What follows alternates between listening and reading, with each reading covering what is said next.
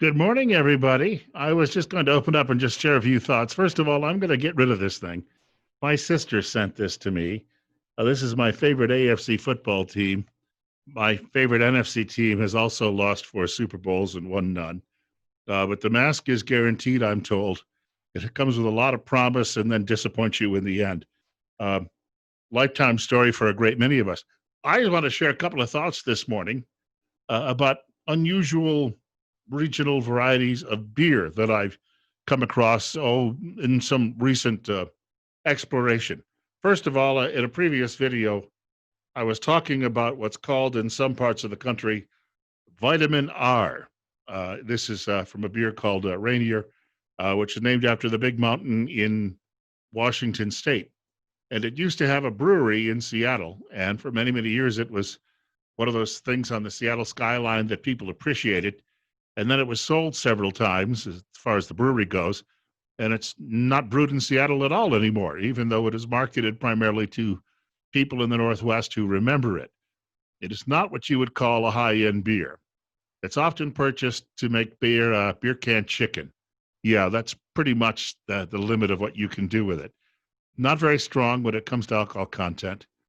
As far as the taste goes, it's not going to leave you head over heels in love. We'll put it that way. In fact, it's a bit like drinking carbonated water. It's one of those beers that you might have after mowing the lawn. It's not terribly pricey. You might keep in the refrigerator if your brother-in-law comes over. You're not really going to serve your brother-in-law the most expensive beer that you have, right? So he's not going to go with some sort of high end.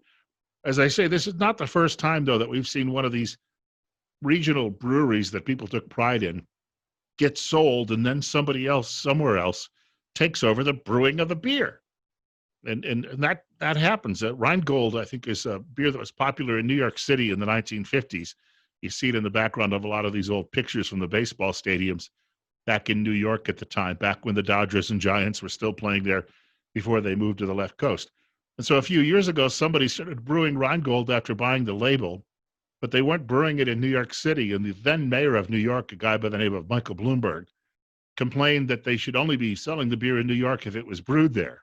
To which the brewer said, if you didn't have taxes and expenses that were so dadgum high, we probably would, which shut the short little mayor of New York City up for a while. I say for a while because he has a habit of resurfacing like a bad penny. So I just wanted to mention this rather unusual beer because, again, it's not well known, I would say, east of Wyoming. If you ever saw the TV show Longmire, it was the beer, though, that was preferred by the main character in that particular program. And he points out in one of the episodes, he said, it's all I've ever drank and it's all I ever will, which tells you he had no taste in beer. I'm not one of these guys who rates beers and said, well, it has a full-bodied taste. And I don't do it that way. Because if you walk into your neighborhood tavern and you sit down and you ask people a few questions about beer, let's just be honest. They're going to tell you, oh, it's got a sweet taste or it's got a bitter taste. They don't really like light beer. Some of the guys drink that because they figure it's going to keep them fit and trim. As my dad once said, though, if you're drinking 10, that's really not going to help you out. No, that's not going to work. But I do want to mention a beer that is also somewhat regional. And I came across this not too long ago. This is out of McCall, Idaho. McCall is a resort town, beautiful place. I've been there to visit. Never actually been to the brewery, but I've been there to visit.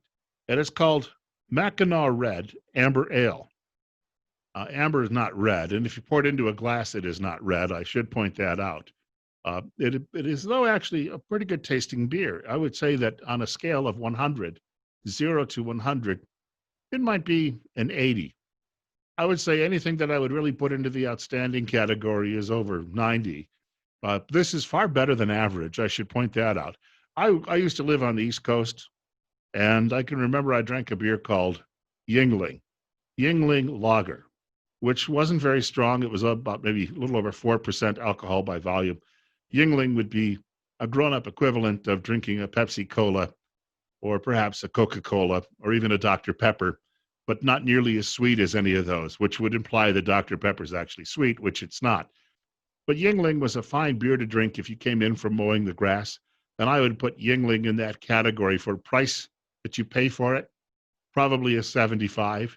So if I give this an 80, I'm telling you it's a slightly better taste. It's a little stronger than Yingling, not by much when it comes to alcohol content, but it's a much sweeter taste. And so it's one of those types of beers where you would not put it into a chicken recipe like you would with the vitamin R over here. The vitamin R is just simply for cooking purposes. Occasionally, if you're cooking with sherry, you might take a nip of it every now and then, but I'd rather take a nip of this while I was pouring the vitamin R, that is the Rainier, into the saucepan or wherever else I'm using it to cook. So just a couple of thoughts on these today. But again, this comes the R on this particular can is for I guess recommend when it comes to this particular can. And so if you get an opportunity, you see this on the shelf somewhere, and why it's called Mackinac, which is I think in Michigan. That part I don't know, but we have a lot of people who've moved into the area and started brewing their own beer, and they have some ties, some love for their old hometown. I talked to the guy who's the editor of a beer magazine last week who gave me some ideas on a lot of beers to drink if I'm going to be doing these little shows. And one of those points he made to me was his grandfather actually ran a beer distributorship on the Upper Peninsula of Michigan, which would have been pretty close to Mackinac, but he distributed Stroh's. And the guy told me, he said, I never had very much of a taste for beer until somebody gave me a Sam Adams one day. And then I thought, wow, this is so different than what I'm used to. And he left the job in television sports to become the editor of a beer rag. There you have it. How the world works sometimes. Anyway, check out all of our episodes on Boardwalk Potatoes. I do not have any potato beer in front of me. That would be primarily for vodka. And I can't stand that stuff. The same way when it comes to whiskey or wine. The only thing about beer that ever attracted me was it has fizz in it, just like a Dr. Pepper. All right, we hope, I'm going to say we hope you have a great day. You don't have to take my recommendations as any sort of gospel, but I would just recommend that if you are looking for something, an alternative, one of these days I hope to come across something that you'll really, really like.